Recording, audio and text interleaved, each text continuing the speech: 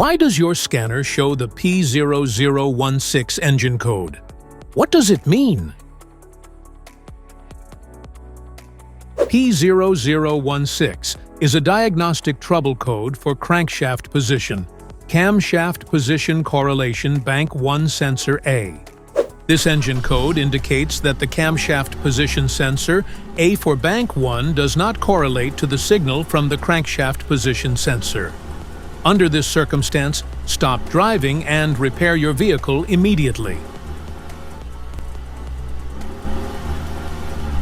So what causes this imbalance here are the most common culprits.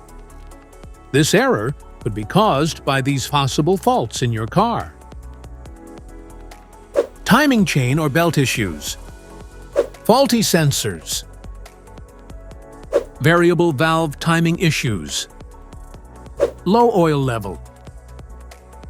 PCM issues.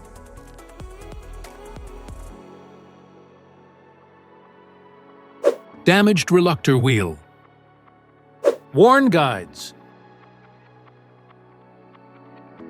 Each DTC code corresponds to a specific issue in your vehicle.